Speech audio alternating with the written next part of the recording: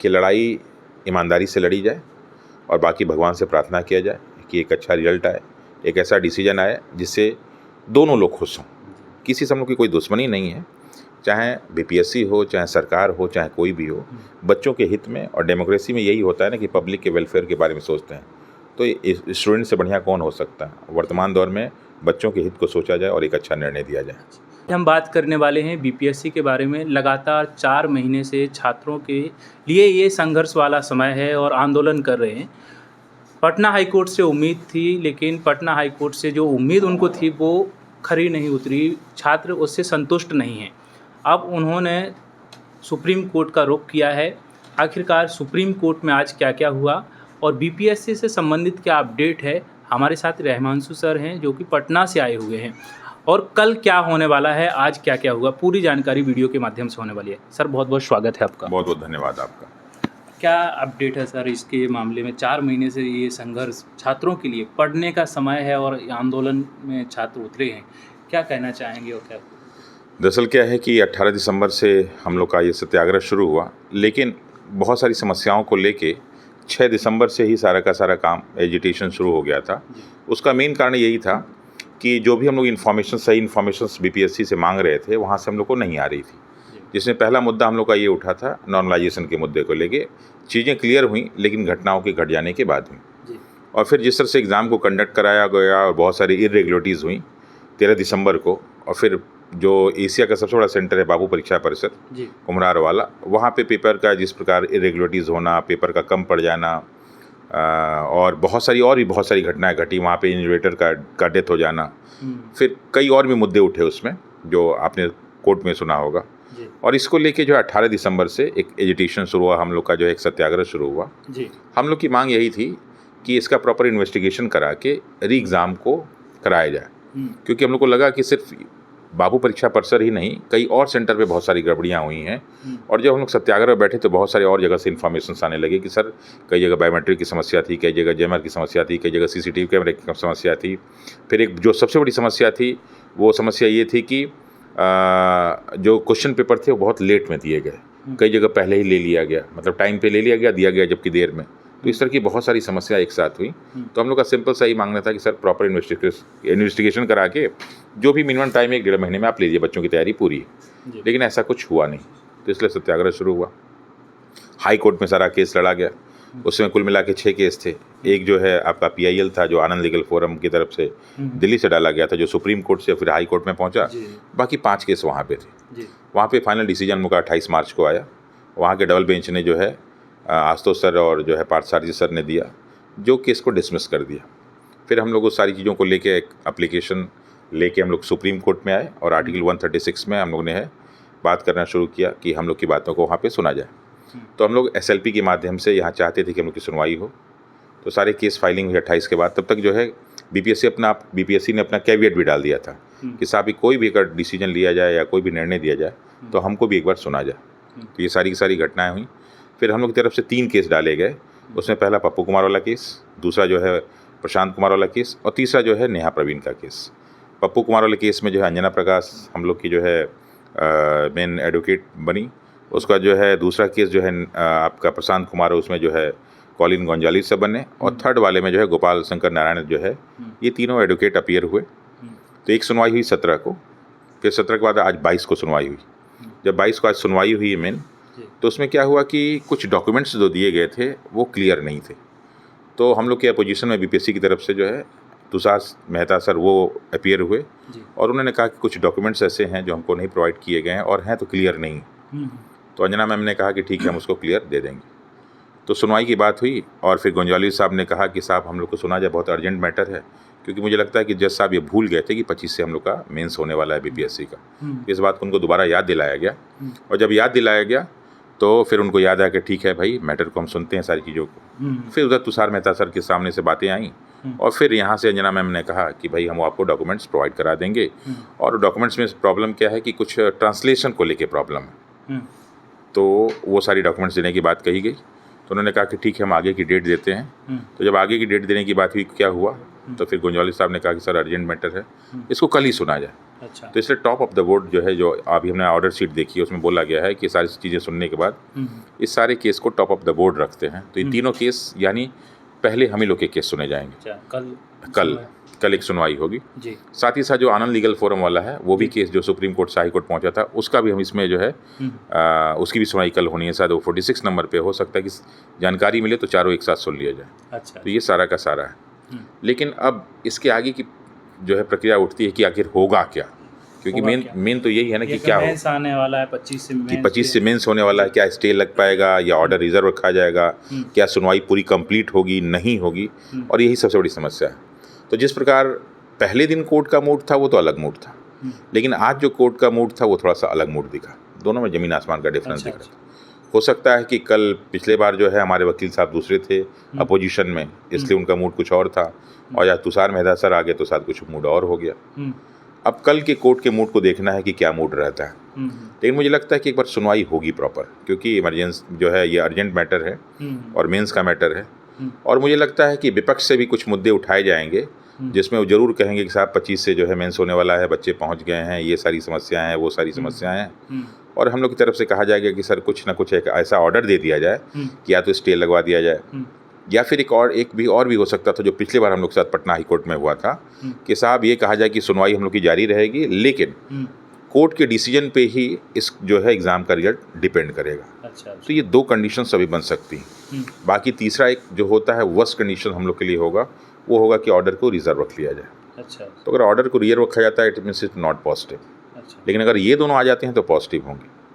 तो let's pray for good and hope for the best कि हो सकता है कि कल हम लोग की चीज़ें सुनवाई हो जाए। जिन बच्चों का प्री हुआ है, मेंस देने वाले हैं, उनसे क्या कहना चाहेंगे आप? देखिए, उन बच्चों का शुरू से भी हम लोगों ने कभी किसी का विरोध नहीं किया, उनकी बातों को हमने सुना। और निश्चित रूप से जब कोई लड़का पीटी क्वालिफाई करता है और मेंस के लिए जाता है तो वो सोचता है कि इस मौके का हम लोग जो है मेहनत करके सेलेक्ट हों। हम लोग की भी यही अपेक्षा है कि वो सेलेक्ट हों। लेकिन समस्या ये आती है कि एग्ज़ाम देने से आदमी सेलेक्ट नहीं होता है, अगर ईमानदारी से एग्ज़ाम हो तब सेलेक्ट होता है। और हमारी लड़ाई इसी बात के लिए हो रही है कि अगर आप मेंस दे रहे हैं और आपकी ईमानदारी से कॉपी नहीं चेक की गई तो फिर आज आप लौट के वहीं पे आ जाएंगे। आज तो आपके साथ लाखों बच्चे हैं, लेकिन कल शायद हज़ारों या सैकड़ों में होंगे, तो इतनी मजबूती से आप केस नहीं भी लड़ पाएंगे। तो ये मुश्किल उनके साथ होगी। लेकिन हम चाहते हैं कि कम ही समय दे, लेकिन बीपीएससी इस मामले को समझे और कोर्ट भी इस मामले को समझे और एक री एग्ज़ाम का फैसला दे। भले आप मुझे 2 महीने का टाइम दीजिए, 1 महीने का टाइम दीजिए, 1.5 महीने का टाइम दीजिए, कोई भी टाइम दीजिए, हम लोग तैयार हैं उसके लिए। अच्छा, बीपीएससी ने अपनी गलतियां मानी ही नहीं है, और क्या इसका रिस्पांस रहा बीपीएससी? देखिए, बीपीएससी का सिर्फ आज से ही नहीं, शुरू से रिस्पांस नेगेटिव रहा है अपनी गलतियों को लेके। जैसे बीपीएससी कुछ मामलों में हैबिचुअल ऑफेंडर है कि वो बार बार क्वेश्चंस गलत देती है और उतनी आसान प्रश्न गलत देती है जो शायद किसी और एग्जाम में नहीं होता। इवन कि रेलवे का एग्जाम होता है, ग्रुप डी का एग्जाम होता है, पुलिस का एग्जाम होता है, बीपीएससी टीआरई का एग्जाम होता है, दरोगा, उसमें इतने प्रश्न गलत नहीं होते। और बीपीएससी का इतना बड़ा एग्जाम जो जमीन आसमान का डिफरेंस है, क्योंकि ये कोई एग्जामिनेशन नहीं है, ये कोई क्लर्क अकाउंटेंट की भर्ती नहीं है, ये उन सारे अधिकारियों का चयन होने जा रहा है जो आने वाले समय में बिहार की पॉलिसी बनाएंगे और पॉलिसी को सही ढंग से इम्प्लीमेंट करेंगे। तो ये एग्ज़ाम बाकी सारे एग्ज़ाम से टोटली डिफरेंट है। ऐसे में अगर ईमानदारी से एग्ज़ाम नहीं हुआ और अच्छे बच्चे नहीं आ पाए तो निश्चित रूप से सिर्फ ये नहीं कि नौकरी पा जाना एक अलग होता है, लेकिन नौकरी के बाद जब बिहार के भविष्य की बात होती है तो यही बच्चे संभालते हैं उसको।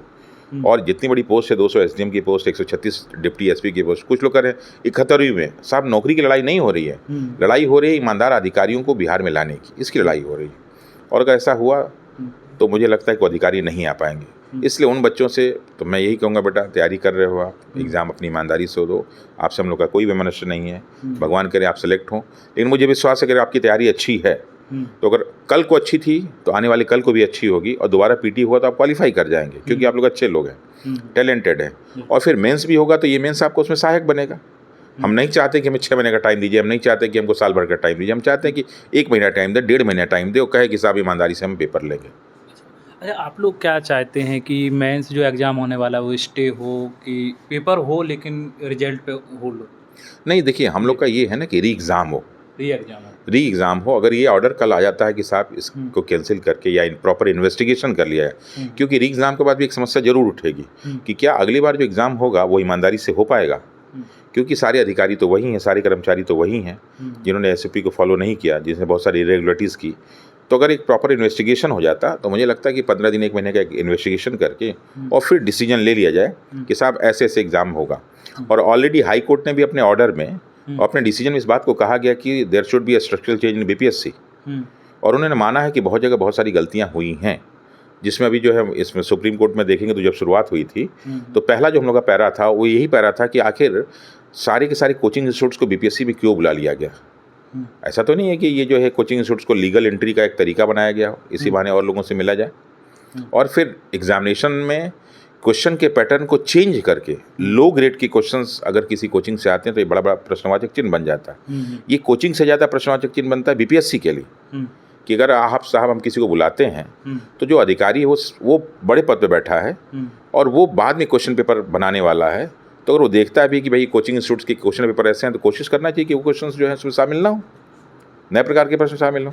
लेकिन दुख हम लोग का क्वेश्चन को लेकर नहीं है, दुख हम लोग का इस बात को है कि 69 और 68 में जो क्वेश्चन का स्टैंडर्ड था उससे एकदम यू टर्न हो गया और आगे एकदम लो लेवल का, जबकि बीपीएससी की चेयरमैन ने सार्वजनिक रूप से जो है सारे के सारे प्रेस मीडिया के सामने ब्रीफिंग में कहा था कि जो पिछले बार के पैटर्न है उसको फॉलो किए जाएंगे और हम कोशिश करेंगे कि यूपीएससी के क्वेश्चन को पैटर्न को फॉलो करें। क्या यूपीएससी का क्वेश्चन पैटर्न यही था? अच्छा, जैसे आपने बोला कि कोचिंग संस्थानों से भी बीपीएससी ने बुलाया है, तो ऐसा लगा है कौन ऐसा गया था? देखिए वहाँ पे बहुत सारे कोचिंग को अभी ऐसे व्यक्ति के थ्रू भेजा गया जो ऑलरेडी कल्प्रिट रह चुके हैं पिछले एग्जामों में, और वो सबके यहाँ लेटर लेके बकायदे लेटर जारी हुआ, लेटर लेके बहुत सारे कोचिंग इंस्टीट्यूट जो पॉपुलर कोचिंग इंस्टीट्यूट हैं उनके पास गया तो उसके सारे के सारे नाम है, किसको बीपीएससी के पास सारे नाम है जिनके पास गए हैं वो लोग। तो मैक्सिमम जो कोचिंग वहाँ की थी उनको सबको बुलाया गया जो बीपीएससी की कोचिंग्स थी, या उनको जो लगा कि इनको बुलाना चाहिए जिनके पास मैक्सिमम स्टूडेंट हैं, और वो लोग कहते हैं कि इसलिए बुलाया गया कि नॉर्मलाइजेशन के मुद्दे पे बच्चों को समझाइए।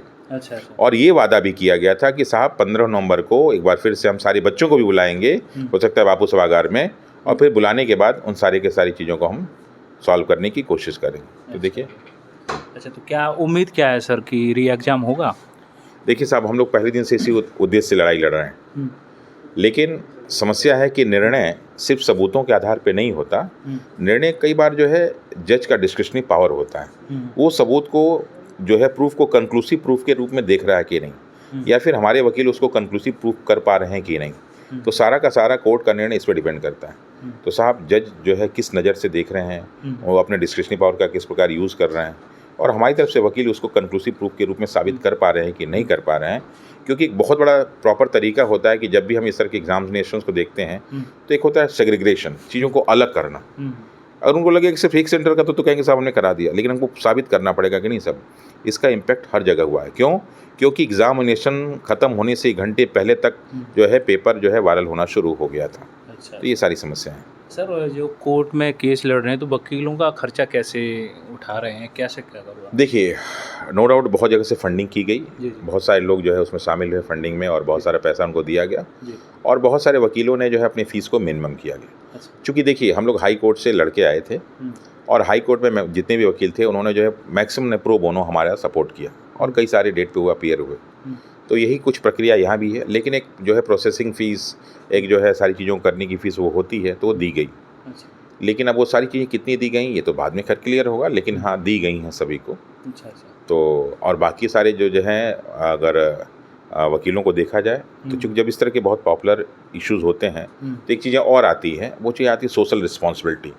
जब कोई प्रोफेशनल काम करता है तो एक सोशल रिस्पॉन्सिबिलिटी एक्ट होता है कि आप इसके साथ साथ कुछ ऐसे भी काम करें ताकि लगे कि सोशल रिस्पॉन्सिबिलिटी है। बट ये हमको देखिए कोई पर्सनल हम लोग का केस नहीं था, ये केस ऐसा था जिसमें लड़के जो है 2000 से ज़्यादा बच्चों पे FIR, थाना, पुलिस, हॉस्पिटल सब कुछ हुआ। तो एक बहुत पॉपुलर केस था और सोशल कॉज के लिए था, ना कोई पर्सनल कोई नहीं था। तो ऐसे में बहुत सारे वकील आके सपोर्ट करते हैं, तो हमें विश्वास है कि आगे की भी बहुत सारी जगह सुनवाइयाँ होंगी तो प्रॉपर ढंग से होंगी। अच्छा, सभी छात्रों के लिए क्या मैसेज देना चाहेंगे सर, अंतिम मैसेज? देखिए अंतिम मैसेज यही है कि लड़ाई ईमानदारी से लड़ी जाए, और बाकी भगवान से प्रार्थना किया जाए कि एक अच्छा रिजल्ट आए, एक ऐसा डिसीजन आए जिससे दोनों लोग खुश हों। किसी से हम लोग की कोई दुश्मनी नहीं है, चाहे बीपीएससी हो, चाहे सरकार हो, चाहे कोई भी हो, बच्चों के हित में और डेमोक्रेसी में यही होता है ना कि पब्लिक के वेलफेयर के बारे में सोचते हैं। तो स्टूडेंट से बढ़िया कौन हो सकता है। वर्तमान दौर में बच्चों के हित को सोचा जाए और एक अच्छा निर्णय दिया जाए। कल की जो सुनवाई होगी उसके बारे में अपडेट बच्चों के लिए कैसे मिल पाएगी आपसे? देखिए मैं कोशिश करूँगा कि वहाँ से सारी इन्फॉर्मेशन, अभी दिल्ली में ही हूँ जी और सारी इन्फॉर्मेशंस है मेरे पास। अब कल जो सुनवाई होने वाली है, क्योंकि एक केस और बढ़ गया उसमें, आनंद लीगल फर्म वाला, तो इसलिए हो सकता है कि चारों की सुनवाई एक साथ हो। लेकिन जहाँ तक मुझे लगता है कि विपक्ष कोशिश करेगा कि इसमें कुछ ना कुछ अड़ंगा डाले, डेट को आगे बढ़ाने की कोशिश करे, या फिर ये भी कोशिश करेगा वो कि वो ये कहे कि साहब 25 से हम लोग का मेंस होने वाला है, बच्चे पहुँच गए हैं, ये है वो है, सारी कहानी कहेगा वो। अच्छा अब यही है कि हमारे सारे के सारे वकील इसको कैसे डिफेंड करते हैं और कैसे हम ये प्रूव कर पाते हैं कि साहब 20,000 बच्चों का मसला नहीं है, ये मसला जो है 3 लाख वर्सेस 20,000 बच्चों का है। तो 3 लाख इम्पॉर्टेंट है कि 20,000 इम्पॉर्टेंट है, ये कोर्ट को डिसाइड करने दिया जाए कि कौन इम्पॉर्टेंट है। और मुझे लगता है कि अगर इसको पब्लिक वेलफेयर के रूप में देखें, आने वाले फ्यूचर के रूप में देखें, तो 3 लाख को ध्यान दिया जाएगा। धन्यवाद सर।